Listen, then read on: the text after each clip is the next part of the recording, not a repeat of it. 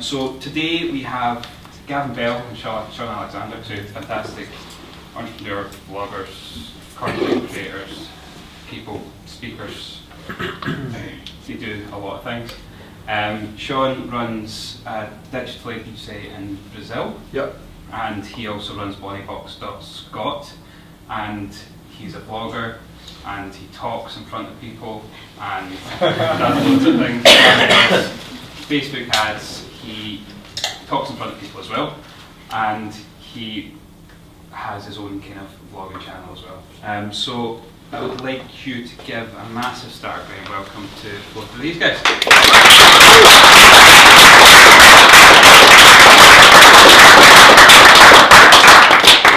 So I just want to kind of start off. I don't know if anyone kind of knows a lot about your background, so tell me how you got started in entrepreneurship and blogging, and generally what made you get started.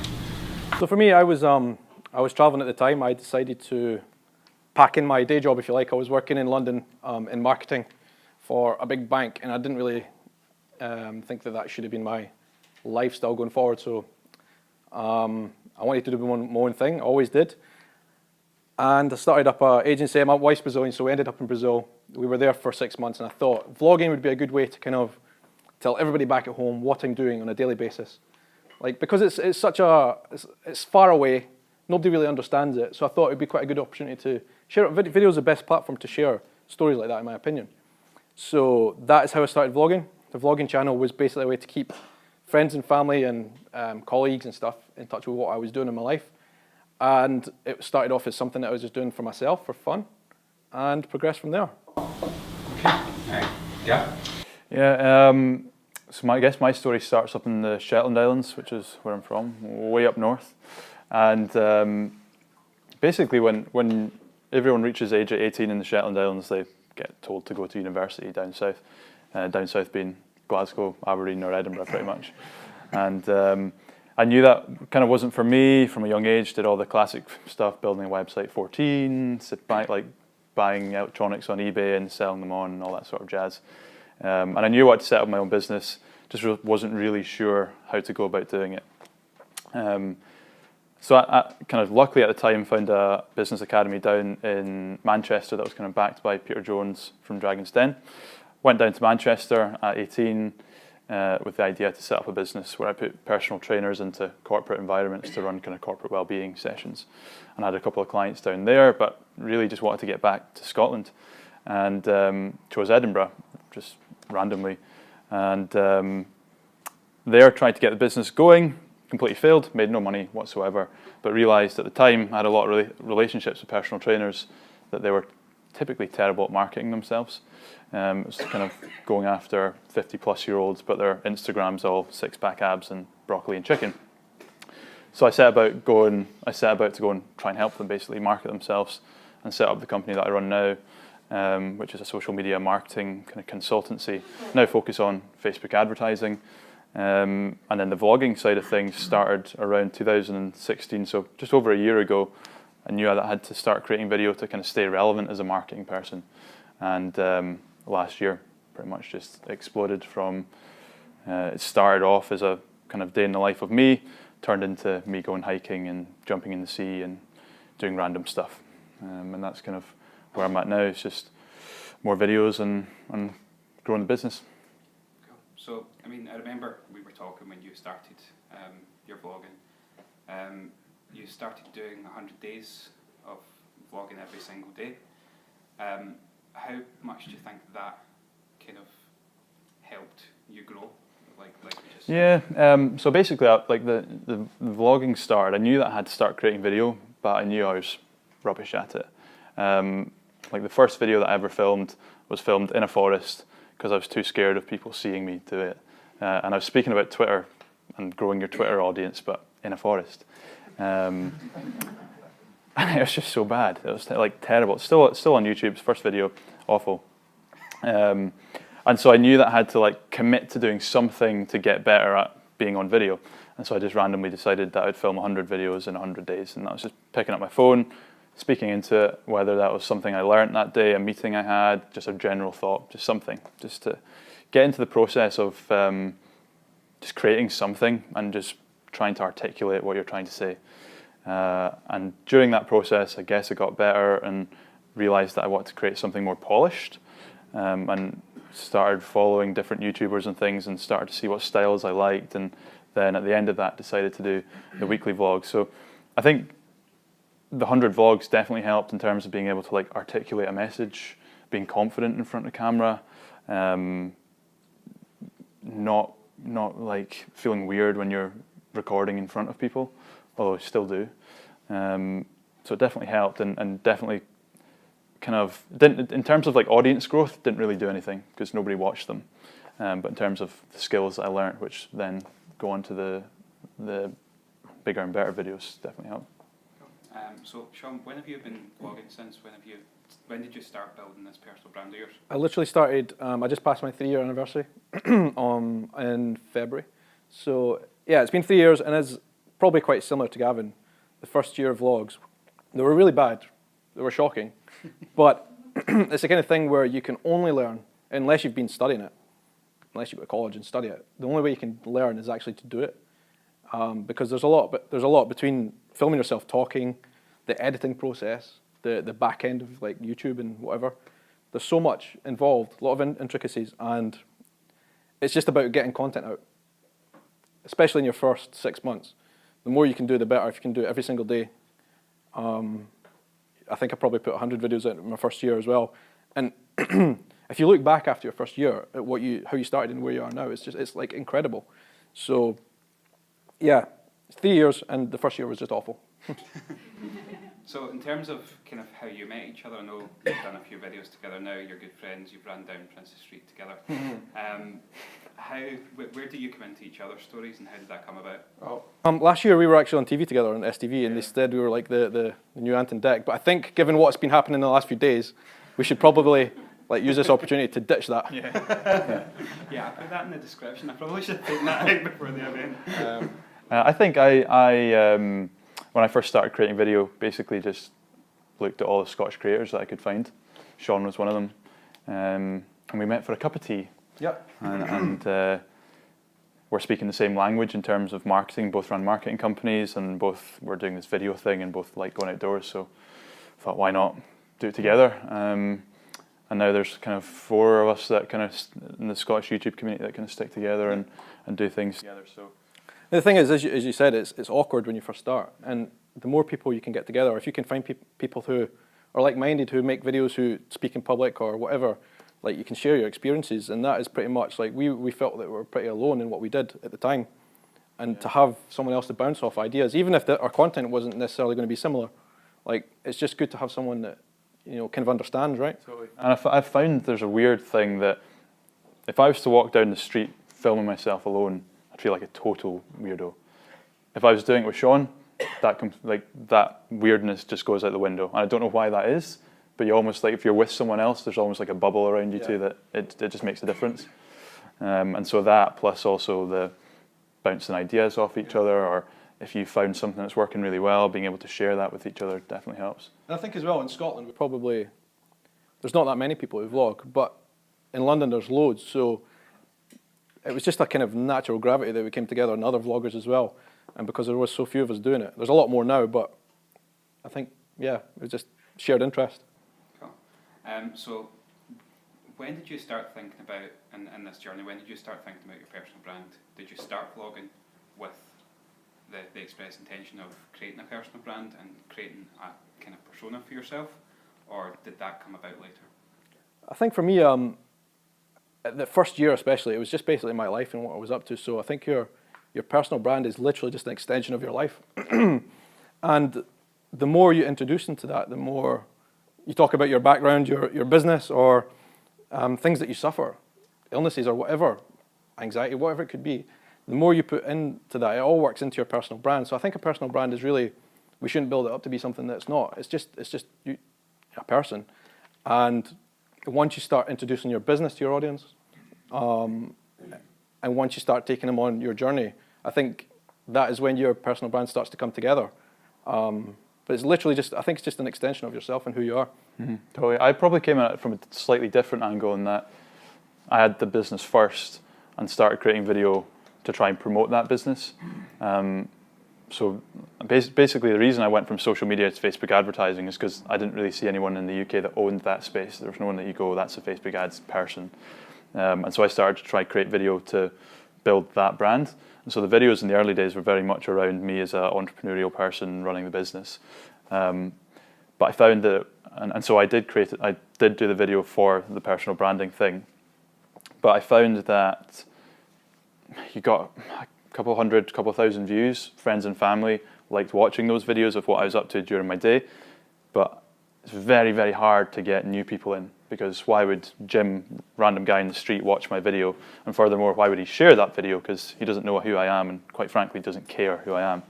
And so that's when I started to try and find out ways to get people to share the videos and how to get new people in, and started to, rather than making the vlogs about me, they were more about something else. And I kind of went down the Scotland route. There's obviously people that are Scottish, a lot of people that are very patriotic to be Scottish. That's one audience. Another is Americans with Scottish heritage. And so I realised if I start to create videos about Scotland and tell a story about Scotland, I can almost hack the culture of the people that have those passions to get to watch my video, and they get interested in me because they watch the video about Scotland. Which kind of gave me a bit of a headache, a good headache, because now that's a completely different brand almost to the Facebook thing, and trying to manage that is slightly hard. But yeah, my story's slightly different, I guess, and I did start with the Facebook advertising thing, but then moved on. Yeah. I think in my point of view, it's always going to be important, like with a personal brand, is to find cultures that are quite similar to what you do and then hack them, as you say, There's always going to be things that you find interesting that could be quite similar to what you actually do, that you're going to be able to pull people in, an audience.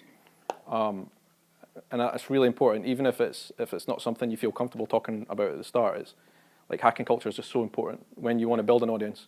Yeah, 100%. It's like you said, with the illnesses type thing, is people aren't necessarily, if they don't know who you are as Shaun, they probably don't care who you are as Shaun. But as soon as you start speaking about like anxiety or something, then you draw in people that have an interest in or suffer from anxiety. So it's about how do you find those topics that are interesting or relevant to you and draw people in using them. So you've kind of hacked that culture a little bit, the Scottish culture, with your Outlander videos as well. So you've got kind of two streams of content on your channel. You've got your Outlander, and then you've got your kind of normal vlogs. Do you find it hard separating the two of them, or do you? It can be like, there's a lot of times you'll run into roadblocks when you're building a brand and you do have different streams of content. I think ultimately over time, you hope that people will come into whatever video you do, whatever niche it is, and then buy into you as a person. I mean, that's where a personal brand really wins over a corporate brand, because a corporate, I think they do struggle to get people to, they might try and hack these cultures, but people don't buy into it. Like, they'll buy into the video. But with a personal brand, they might come in because they liked an Outlander video or whatever it happens to be, but then they like you immediately. Yeah. And then they're like, oh, I want to watch what this person's doing tomorrow. It doesn't matter if it's on that trend or not, I think that's where personal brands are really, really powerful, because people buy from people, people trust people. And as soon as someone likes you for you, they'll go on whatever journey you want to take them on, Cool. So this morning I was on the train kind of reading a bit about personal branding, going through loads of Medium articles to kind of find different things to talk about. And I came across an article by an influencer, Gary Vee, and I'm sure a lot of you will know who he is. He was talking about stopping creating content and worrying about creating content and just documenting your journey. What's your thoughts on that? And if you were someone who was starting from day one, right now, building a personal brand, you had nothing, what would you do today? I mean, that's absolutely Gary Vee's comments on that. That's the essence of building your personal brand. It's not necessarily always looking for content to create. It's just like, it's recording who you are and what you do, every single day, once a week, whatever it happens to be. So for me, like, that is absolutely the most important thing. You can eventually develop into stages where you're like, okay, I want to record myself, what I do, the process behind what my business is or my family life or whatever it happens to be, and then you can like do bits of content that you know are going to do well as well in between. But recording your process of your life is just, I think it's absolutely crucial. because that's what people really buy into. That's what people want to see. They want to see the process. They want to see the hard work behind. They want to see the struggles, because then they feel similar. They feel like they have shared problems. If you can really show them the behind the scenes, the process of what you've went through to build your company, not just the success, but the ugly bits behind. Yeah. I think it's so important. Yeah, I think in terms of kind of how our talks with Startup Grind go, the ones that get the best reception are the ones with people being brutally honest and telling the audience what their struggle is, what their issues are, and how they overcame them. So it's nice to kind of have that kind of vulnerability. So important.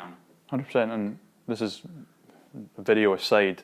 To this day, the best blog article that I've ever written in terms of performance is one where I spoke about the rubbish parts of being a business owner. So the lonely days, the anxiety, the days that you don't make sales or you lose a client or whatever. Still to this day, that's the best article, performance-wise, I've ever written. I don't know about you guys, but I was going to say to that point, like I get really bored of like the motivational speakers who just talk about the good things that they've done. You want to know the really gritty stuff. Yeah. I was talking to you last week as well, and I think you were talking about doing more of that in the future. Yeah. And talking about the bad parts of building a business. Yeah, because I've spoken to so many people, and everyone goes through the crap. Like everyone goes through it, but you only ever hear oh, how's it going? Yeah, it's going great, thanks. Yeah, really good. Like that's all you ever hear, because we all have this facade of like not wanting to be vulnerable or feeling like a failure if we say that actually business is crap this week. And so I think, like as a maybe a potential new route for my personal brand is to start speaking more about that sort of stuff.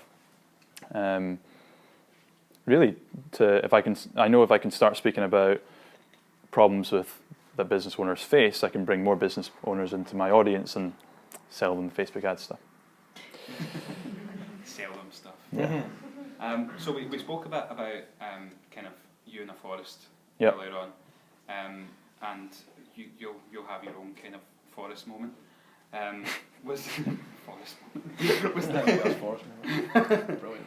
Was there any kind of was there any points in your journey where you kind of felt as if you were embarrassed to be in front of the camera, or you were scared to put out a piece of content, or you just didn't want to put yourself out there? And how did you overcome that? I think it happens every single day. You film with your camera, basically. Gavin's talked about the forest moment, but that happens on repeat, basically, until now. I don't know if video. The only thing is you can learn to control your emotions at the time when you're out there, but you still feel the same anxiety. I think it's a case of just the more you do it, the more you get used to it.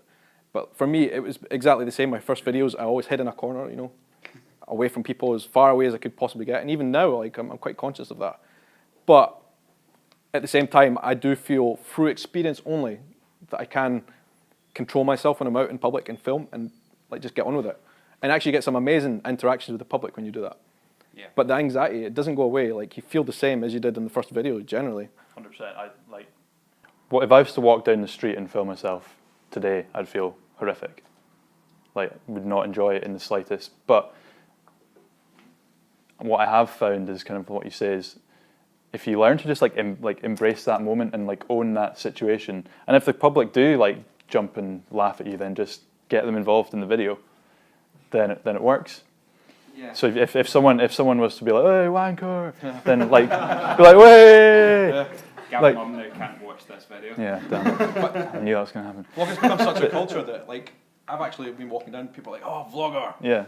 And it's like really embarrassing. It's really embarrassing. But if you learn to like own that moment and just get them involved in the video, then it makes it easier.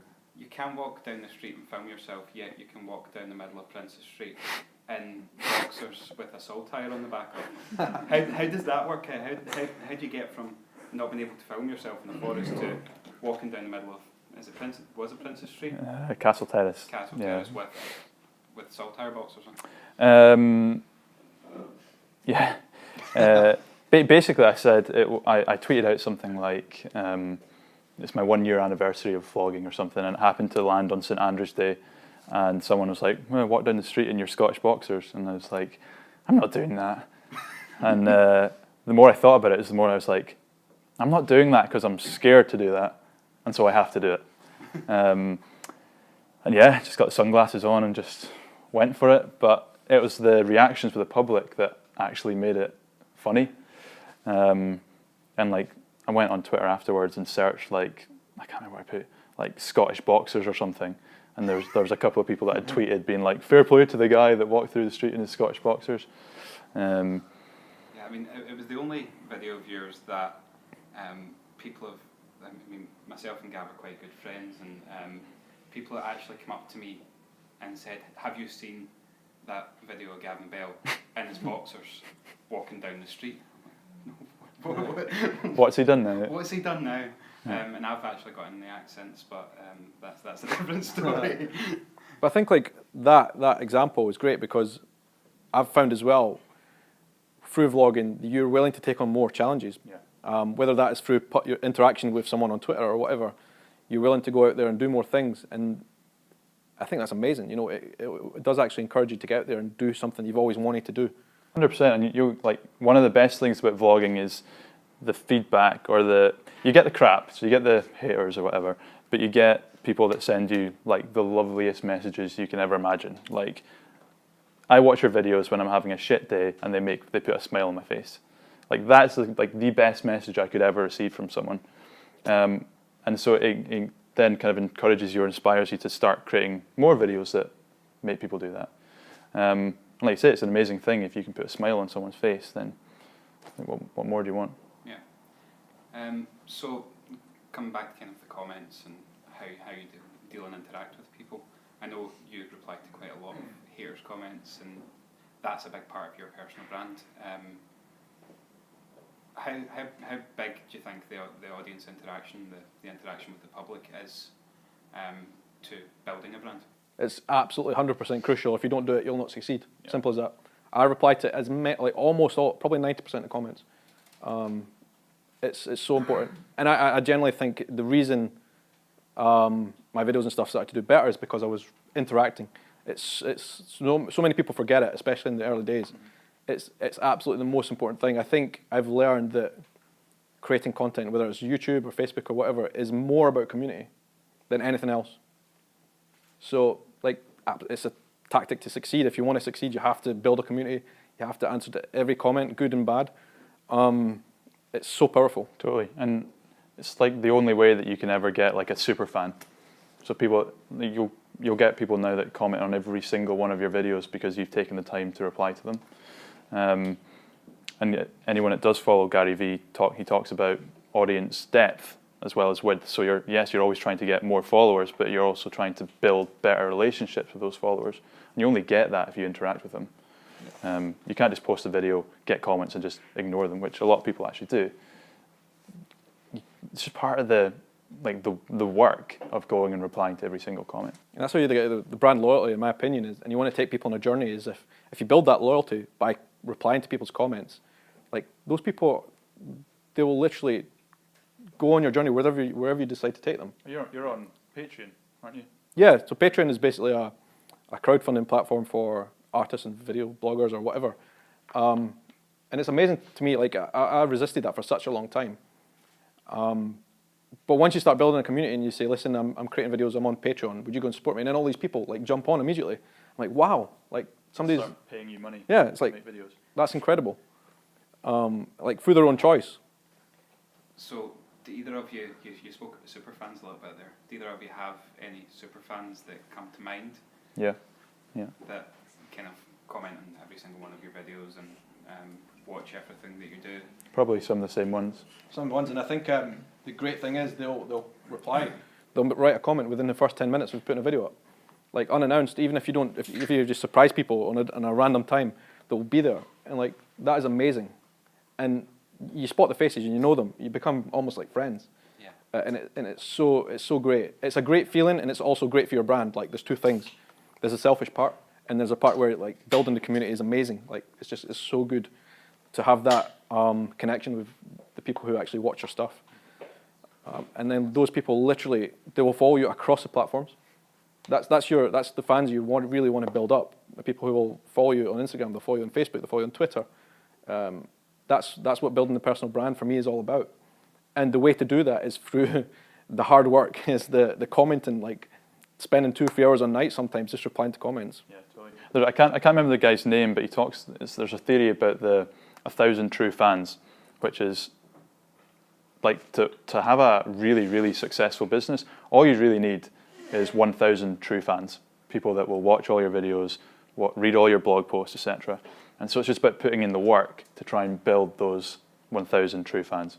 And if that means spending a couple hours to reply to comments every night, or that means DMing people on Instagram, or whatever it means, even if you're building your brand, your community, like one relationship at a time, just through that hard work of, yes, putting the video out, but also then engaging with other people. And I think as well, like, you have to think about it in real life as well. Like, imagine any of you guys like asked us a question, and I just looked that way. You'd be really pissed off, right? I think it's almost the same thing with social media, you know? Yeah, I agree.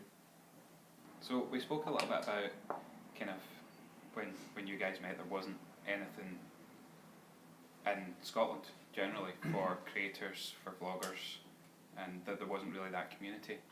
And there was a lot down in London. Was there anything you have done to kind of create that community, both, and I know there's 4 of you that kind of stick together. What can we do to kind of build that, if not? Oh, that's a good question.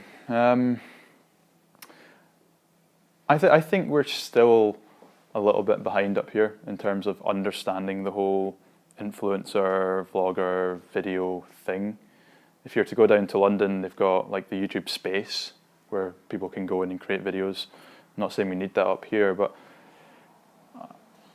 when I go out and I speak to people about what I do and tell them I'm a vlogger, like a lot of people don't even know what that is. Whereas if you were to speak to people in the industry down south about vlogging, like they're all going to know who it is. So I think, I don't know.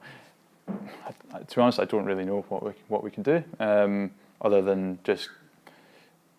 Well, here's an interesting thing actually. If you speak to kids at school these days, you'd be surprised at how many of them will say they want to be a vlogger when they grow up. And I guarantee there's nothing that schools or like parents or teachers are doing to kind of say, okay, that's actually a valid career choice now. Like I've got friends that have like 7-year-old kids that have their own YouTube channels creating videos and things. So maybe we need to start there and see in this whole influencer / YouTuber thing as a valid career choice. I don't know. I agreed. I think the education part is really important, and you mentioned about the kids. I also think it's the other end of the scale as well, because like I'm going to point my finger at the Scottish industry, but like I've actually seen a lot of resistance to what we do from government bodies who run Scottish tourism. Mm-hmm. They don't understand it. They don't understand. We've talked about this a lot. Yeah. We like, name no names. Well, not name names, but like they'll literally say you need filming permission to be there, as if we're some big massive like film production. Like how absurd is that? Like we're trying to promote Scotland, and we're getting resistance from those who control that. Like I think we need to educate, yes, the kids, but also educate business and industry and government bodies about. And I think it's weird because I think they're starting to understand that their ad bucks are better spent in social media than TV, for example.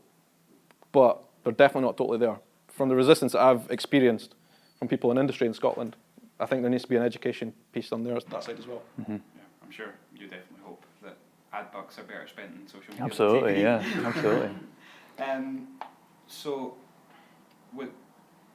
talking about bringing it back to that community point that I think you had, Shaun. Is there something to be done building a community around these younger people and creating spaces and the ability for them to grow as people? Because I mean, a lot of what we do here at Startup Grind is to create that community for entrepreneurs to do some great stuff together. And we all know that entrepreneurship's a lonely journey. Bringing people together to do that is really important. Is it the same within the creative sectors within vlogging? Can we do something around that to make sure that people can actually excel? Well, I think we could use case studies of people who run startups who have done tremendously well on social media across the world.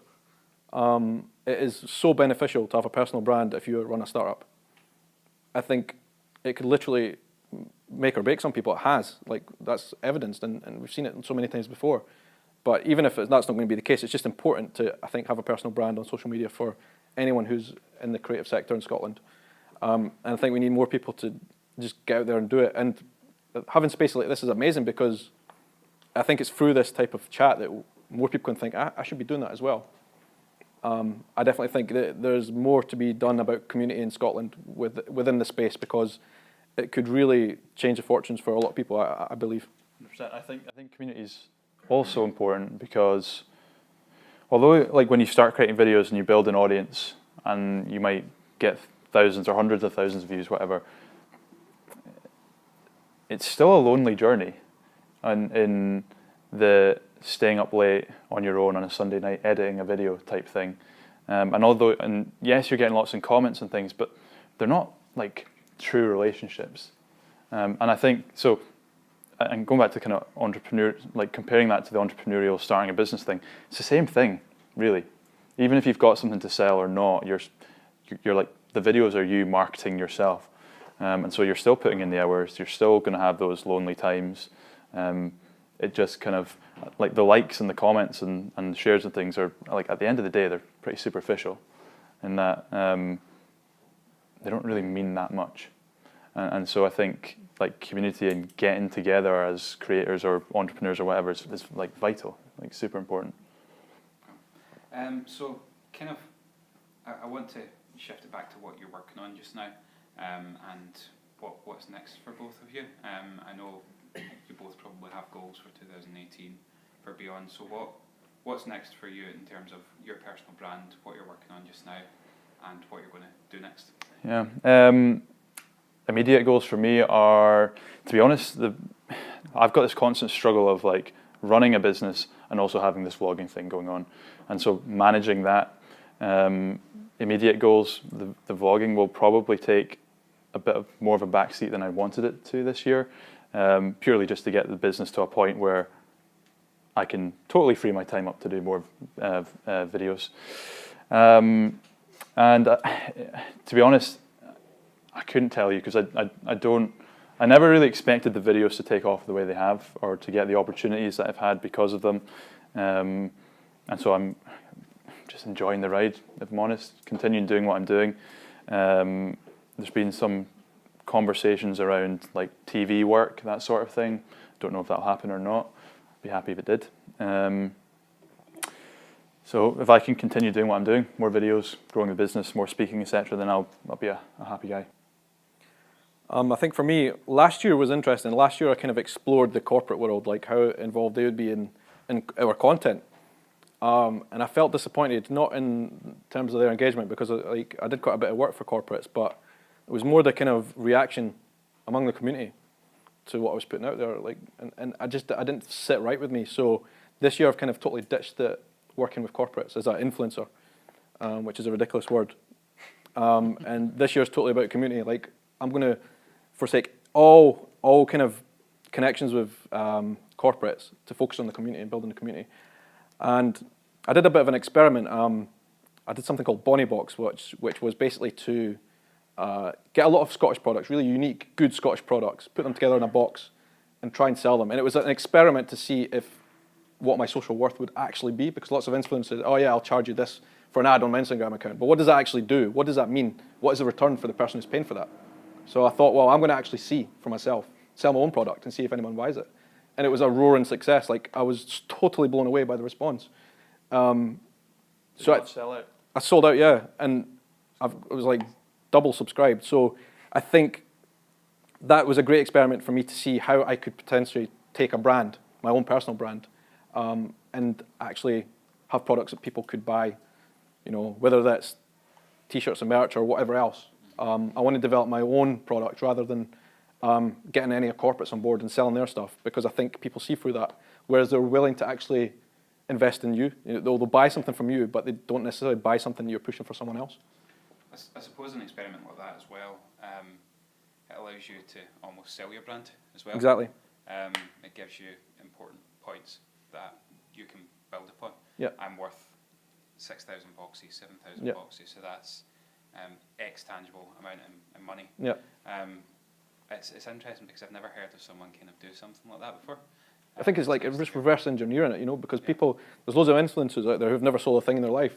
They have adverts on their Instagram or whatever, but they've never actually proven it, you know. Yeah. And I think the problem is there's a lot of corporates spending a lot of money with influencers and getting nothing in return. So it's a good experiment just to actually see how it works, the behind the scenes stuff, and it's great. So like as I say, I want to sell my own products rather than someone else's this year, and continue to build a loyal group of followers. I think that's definitely how I'm going to go forward this year. What kind of products? Well, I started a merch line, Adventure Everything, it's kind of my slogan. I've got it tattooed on my arm and stuff, and that's In the same font? Yeah, in the same font, yeah. So I want to take that forward. And it's just like, I've always rejected the normal way of doing stuff. Like I never went to uni. Like I went straight into work, built my way up the corporate ladder, and then thought, this is not me. I want to do my own thing. I want to try and make a life on my own. And that led into vlogging.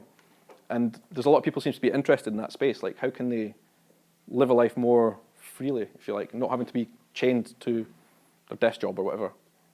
So that is what that brand is about, and I'm going to try and push that forward a little bit.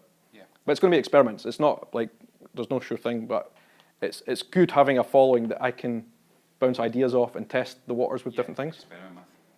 I suppose it kind of that whole not wanting to be chained down thing. It kind of leads into remote working and doing things from. I know you do a lot of work from cafes, and you generally put yourself wherever you need to be at any point in time. I feel like there needs to be a lot more of that, and it's nice to see you guys spearheading that as well.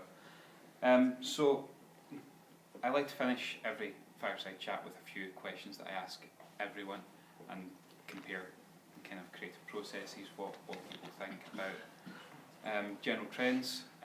So I was watching YouTube last week, and I think that there was a gaming channel where Drake came on to Twitch and he streamed, and it was the biggest streamed Twitch channel in history, essentially, with one of the famous gamer YouTubers. Twitch seems to be something that's kind of on people's radars right now. It's a trend that people think is hot. Casey Neistat's got a Twitch channel. Is there any trends that really excite you, and what's your thoughts on the kind of whole Twitch wave?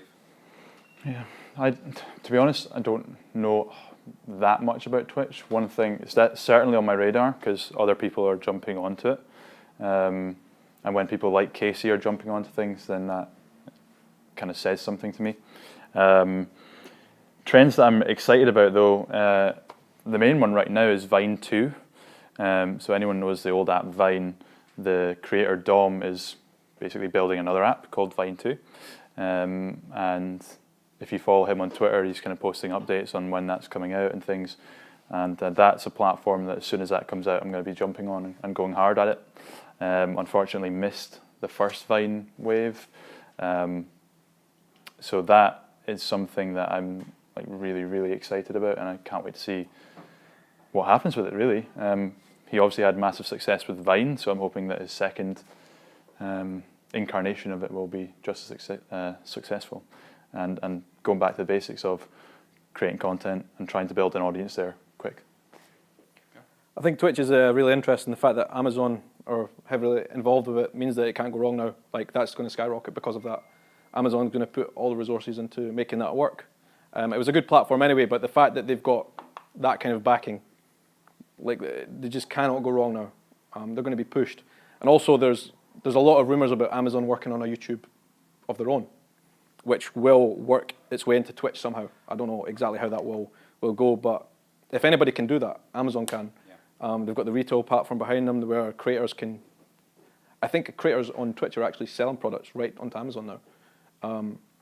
So they're actually getting like really direct streams of income for people who are making videos. I think it's interesting. For me personally, live streaming is not something I've really cracked. So you have to be comfortable with doing lives.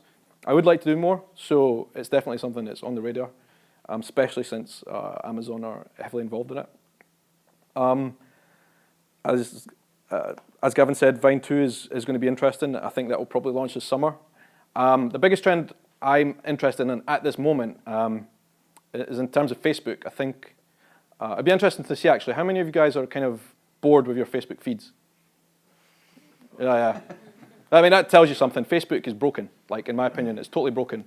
They do know about this, and they're trying to fix it. But there's one space within Facebook that's really, really great as a creator, as someone who's got a business, which is groups. Facebook groups are so powerful, and it's the one area where if you have a group and you've got relevant content, the people who are in your group are going to see your stuff, and they're going to engage with it heavily. Whereas the general feed is just like a mishmash of rubbish. And it's boring, it's just upsetting, like, I don't even... Lad and Lad Bible. Yeah, like, you just endless viral videos, and, like, it's not interesting, it's not relevant, it's not even, like, I don't even want to go on Facebook anymore because of that, and it seems like a lot of people see the same, but if any of you guys have got businesses, I would highly, highly recommend setting up a group that's relevant, that you know that the people who join it are going to get more value out of, and are going to become loyal followers. Facebook groups are so powerful. That might not be a trend that lasts forever, because Facebook could fix their algorithms and everybody's happy again. But for now, like, groups are the most powerful thing. And ads are coming to groups as well. It's just put that there. That's something that you were kind of very early on, on that boat with your Facebook. Get better with Facebook ads. Yeah. Is that what it's called? Yeah. Made easy. Yeah. Facebook ads made easy. How did you find kind of the early days of groups as similar to the early days of Facebook? In terms of reach, like everyone in your group would see your post. Now, not everyone sees your post, hence why they'll be bringing ads out. To be honest, like, I think there's 1,500 people in my group, something like that. I, in the early days, didn't put as much work in for that group as I should have, and so haven't probably built the kind of strong community feel in it that I'd wanted to, but it's still, in terms of like generating leads and being able to follow up with people and help people, certainly still a strong thing for me. Going back to the trends question, a trend that I'm excited about right now, or something I'm trying to figure out, is the difference between a YouTube video, or a successful YouTube video, and a successful Facebook video. Is they're two completely different things, like unbelievably different things. A video that will do well on YouTube will flop on Facebook and vice versa. So what I'm trying to figure out is, how do I, in my process of creating, work that out? Because I don't have a team that can take a video and churn it into different platforms. And so I'm just trying to figure that whole thing out. Obviously, YouTube's very much search-led, and comments on YouTube will be, we want to see longer videos. Comments on Facebook are, we want shorter videos. And so it's trying to figure out, how can I create a video that will be shared on Facebook, but also is enough for the people on YouTube? I've not found the answer, but it's something I'm trying to figure out. I mean, I think YouTube used to be the home of viral video, but it's definitely not. It's been long since the case that Facebook is a viral video platform. For me, YouTube has turned into the new TV. Like, YouTube's eyes are set on Netflix. That's who they believe they're competing with in the future. So it's long-form video, it's long-form content. People sit and watch 15, 20-minute long YouTube videos where they just won't on Facebook. So as you say, like, it's really important to know the platform and know the audience it's watching. You know. Cool. So tell me a bit about both of your creative processes. How do you starting a video, writing a blog, just putting a bit of content out there? How does the process look from start to finish? I think for me, there's two ways I look at it. One is, what problems are someone that I want to target? What are they facing? And then try and cater to that problem. The second thing is, what problems am I facing? Or what am I doing in my daily life? And just do it. Just record it and talk about what I'm feeling, what I'm facing, or the good things as well. That's the documentation part. But if I'm actually going to create a content for a specific audience, it's definitely about what you need to give the value. Like, what problem is this person facing, this group of people facing, and how can I give the answer to that, or help give the answer? I definitely think there's two sides to that. You know, there is the targeted audience that you want to go after with a blog post or with a video, and that's definitely about problem solving, helping people to fix something. And then the documentation is literally just being yourself and living your life and sharing your experience. Yeah. So for me, the business content that I create around Facebook advertising is very much based on questions I'm asked all the time and problems that people face. Because if people are asking me those questions, chances are they're typing them into Google. So I want to create content that people can find and solves a problem, builds trust and authority, etc. From the kind of vlogging side of things, one of the questions I'm asked a lot is, are they scripted? No. Basically, the vlogging side of things is once a week I'll try to do something relatively interesting, go on a trip, a walk, whatever it is, bring my camera, film it, edit it on a Sunday evening and post it on a Monday. And there's no guidelines or a cool creative process or anything. It's very much rough and ready. But from the Facebook point of view, from the Facebook advertising point of view and creating content for the business, that's much more thought out in terms of keywords that people are searching for on Google, questions that are being asked, problems people face, and then being kind of almost like strategic in creating that content that answers that problem or will hopefully rank highly on Google when somebody's typing that question in. And that's just a continuously like learning what works and what doesn't. The great thing with like videos and Facebook and all these different things is if I post a video every single week for a year, I can see very clearly which videos have done well and which videos have done poorly, and can then make judgments on why that potentially didn't do well and why that video did really well, which continues to improve what you're doing. So like I say, the blog that's done the best for me is the one where I spoke about the harsh realities of being a business owner. To me, that says I should be doing more of that content because it's obviously performed the best.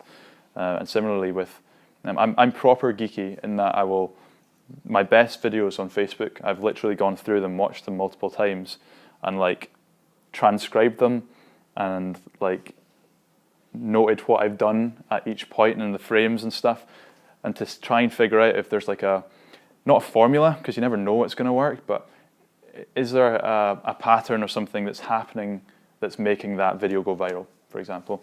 And so it's just, the first step is obviously creating something consistently, so you then have that data to try and find out what's working and what's not. I mean, I think in the beginning, if anybody's thinking about doing videos, and this is something we've talked about over the last couple of years, is like, don't think too much about the creative process either. Just do it, just film it and put it out there. And that's the way you learn, like you trial and error, like you were saying, as more videos you get out there, then you'll start to build up data, then you'll start to learn what works and what doesn't, but you just need to, like nowadays, most of my vlogs are filmed on my phone. It's just, there's no rocket science behind it.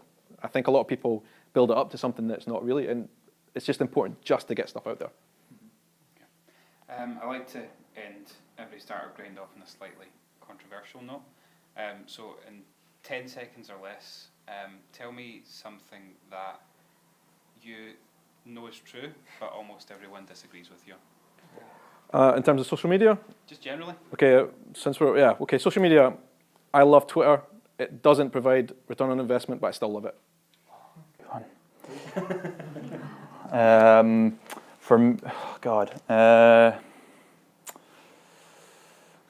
It's okay. Let's go. It's very easy to. No, it's not easy. It's possible to create something amazing, a business, whatever it is, without being a dick. That's a good note to end on. Yeah. Just if anyone has any questions, we'll get a bit of time left for Q&A. Ross? You're saying for your vlogs and stuff, you be yourself with the infinite array of popular people out there. I mean, Donald Trump being the obvious one, but clearly what he puts out on social media is not the reality. Anybody can see that, but his popularity can't be denied. And with, you're saying Gary Veach and all the rest of it, 100% of the time he can't be that. So are there times that you put on a facade? Are there characters that you portray that you claim are you but that aren't really you? If you see what I'm asking. Well, there is times when you don't really feel like making a video. Like you feel upset, you might be pissed off, you might have had an argument recently or whatever. But you can't, like, I know it's good to show the good, bad and ugly, but it doesn't work. Just to like show the really grumpy you know. I think, so sometimes I will appear happier than I am. And that's just generally because of energy. I try and put more energy into it. even if I'm not feeling it, because I think it makes better content. So that is one instance where I might be slightly different to how I'm actually feeling. I always try and put more energy than I might be feeling. I might be like having a really bad day, but if I need to get content up, I think it just doesn't. Yeah. I would agree. I'm the same in that. Yeah, I do put a facade on sometimes where you're having a crap day or you just cannot be bothered, but you have to put something out there. However, I would like to stop doing that as much and actually just, because if anyone's watched my videos, I always end them with have fun, be happy, and the whole point of my videos is to try and make people smile and be happy. And so I kind of feel pressured to put that facade on sometimes. However, I would actually like to start, if I am feeling crap, just be honest about it and say, look, life is all about having fun and being happy, but you're not going to have fun and be happy all the time. It's just not, like, we're human. So yeah, I would say I'm guilty of doing that, and it's something I do want to change. But I'm not going to lie, it's quite hard to do that. It's hard to put your emotions on the line like that. Yeah. If you're feeling really bad about something, actually talking about that, it's really difficult. Yeah. Do you feel honesty is infinitely better than? Absolutely, because I think, you might get a few short-term wins if you're not honest, but over the long term, if you're going to be doing this for a year, 2 years, 3 years, like... And people relate. Like, we all, like, the more honest you are, the more relatable you are to people. Scott? Two-part question. Do you guys get noticed in public sometimes, people you don't know? Sometimes, yeah. And the second part, Sunday morning, night out before, all being there, hangover. Does the anxiety go up because you're like, shit, I'm not really in my best state here, I hope nobody notices me when I go to this shop or I go to this restaurant? How do you deal with that? Well, for me, it doesn't happen very often, so Yes, it does. getting noticed, not getting drunk.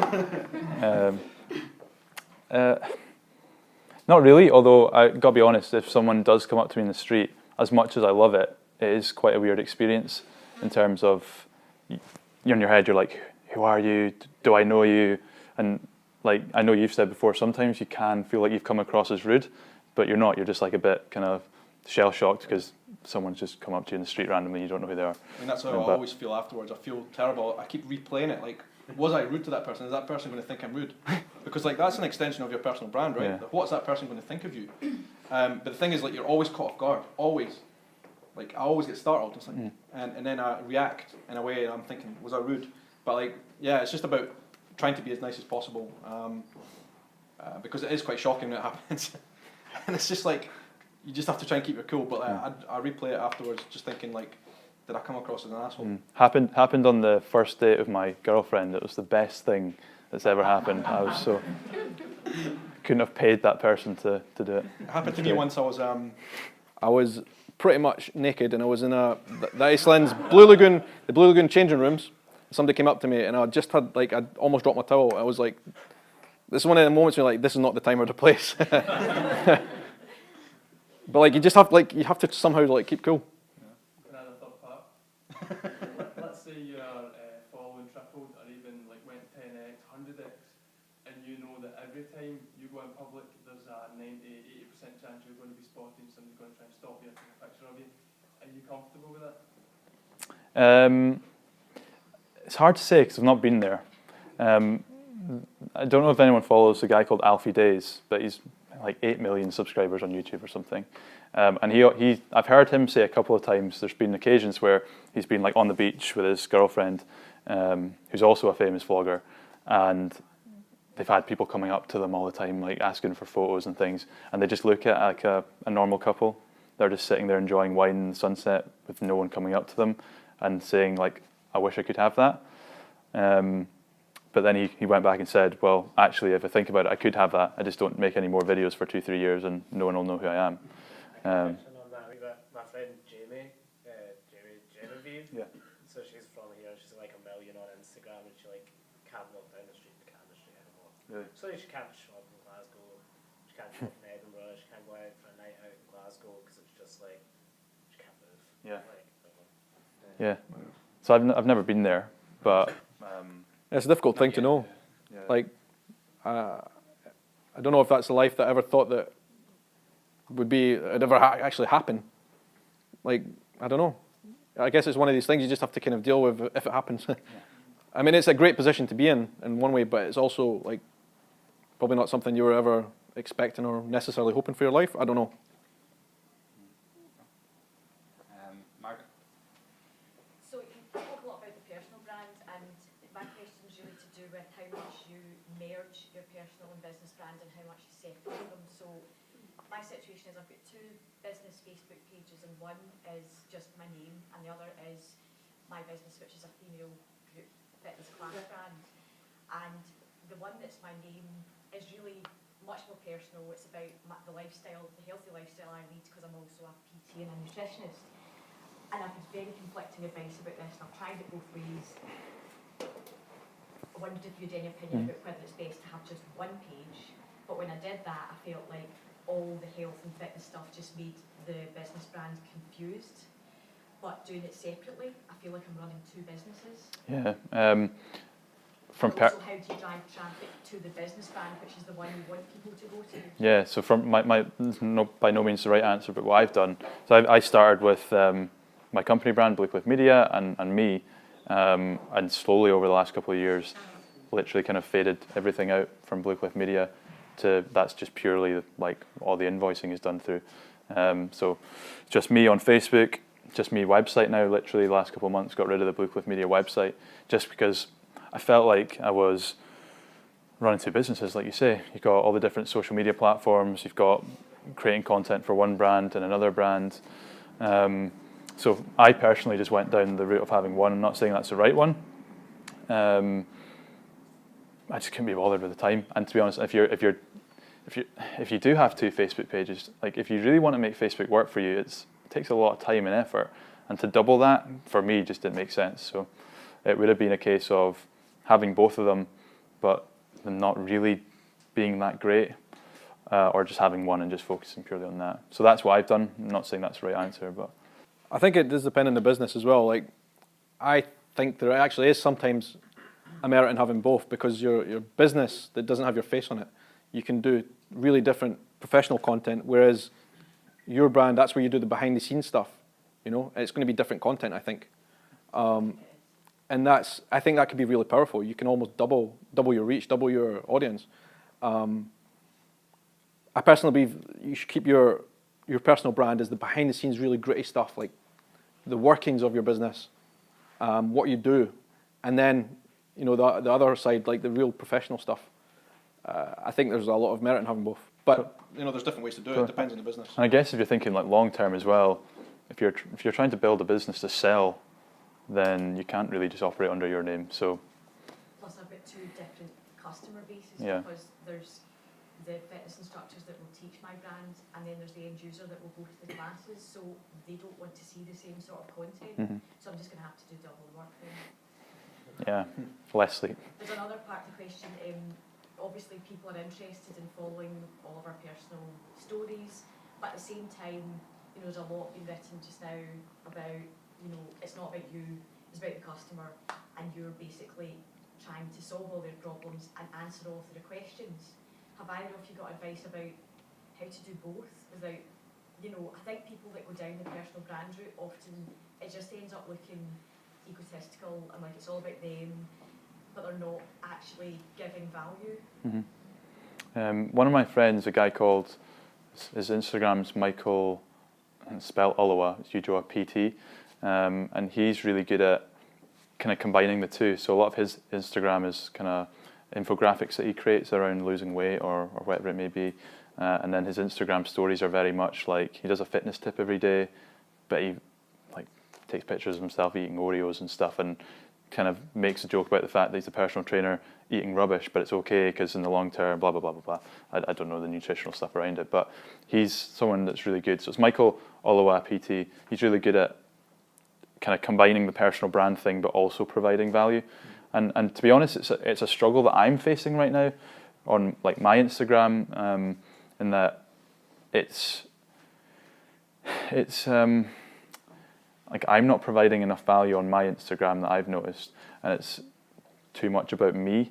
And so I'm trying to figure out ways that I can provide value, and it's like trying stuff and seeing whether it works or not, really, is make an assumption that you think this might work or might go okay, try it. If it doesn't, try something else. If it doesn't, try something else, and just keep going until you finally find something that people seem to enjoy and engage with. And so for me, like from the business side of view, it's that sharing that like crappy times of being a business owner. I mean, I think it is difficult. It's just a case of the more content you put out there, I think if people get used to the fact that you're going to post once or twice a day, then you can start experimenting, because people are expecting you're going to post something today, twice a day, 3 times a day. Then you've got more space. You've got to try both. And that's definitely something I've found on my YouTube videos. I try and post I want to do it every day, but it's very difficult. So I do it maybe 4 times a week, but that gives me a lot of leverage to try different things. Like I'll have 1 or 2 videos a week that are standard that you're going to see every week. But then there's other bits, then I've got more space that I can play with different things. And so I generally think the more you can do, the better. The more, that'll give you more room to actually try both sides. We've run out of time, so I would like to, sorry for not coming. I know, sorry, Greg. Yeah, we're going to have an event next month. We'll have that announced in the next couple of days. In the meantime, just go and make friends and help each other out. And thank you to Gavin and Shaun for a fantastic talk. And we'll see you next month. Thank you. Thank you. Thanks for having us.